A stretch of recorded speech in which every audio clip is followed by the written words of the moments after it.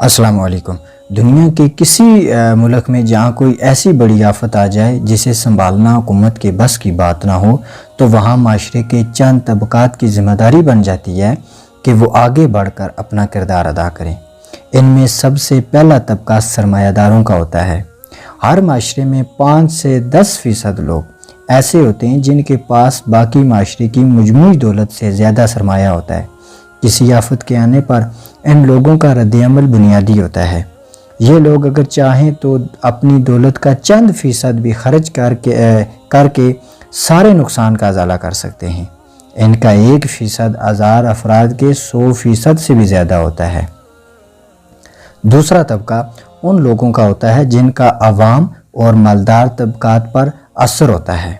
ان میں لیڈر، صوفیاء اکرام، علماء اکرام اور اداکار اور کھلاڑیوں سمیت معاشرے کے متعدد گروہ ایسے ہیں جن کی ایک اپیل پر لوگ بڑی تعداد میں اٹھ جاتے ہیں۔ ان میں تیسرا طبقہ عملاً کام کرنے والے رضاکاروں کا ہوتا ہے جو اپنے وقت، صلاحیت، توانائی خرچ کر کے مصیبت زدگان کی مدد کر سکتے ہیں۔ ان میں سے ایک بڑی تعداد نوجوانوں کی ہوتی ہے۔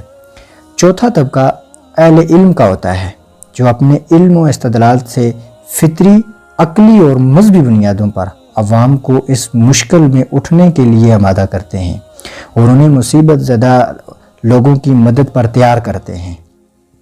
پانچواں اور آخری طبقہ جو عصر حاضر میں اہم ترین ہو گیا ہے وہ پرنٹ، الیکٹرانک اور سوشل میڈیا پر موجود لوگوں کا ہے۔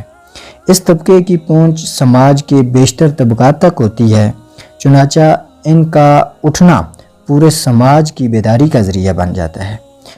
پاکستان میں موجودہ سیلاب اتنا تباہ کن ہے کہ ان 5 طبقات کو پوری قوت سے اٹھنا ہوگا۔ یہ نہ اٹھے تو سیلاب سے متاثر لوگ مزید تباہ و برباد ہو جائیں گے اور اس کی ذمہ داری ان تمام لوگوں پر ہوگی۔ اگر آپ کو اس ویڈیو کا پیغام پسند آیا ہے تو اس کو اپنے دوستوں کے ساتھ شیئر کرنا نہ بھولیے گا۔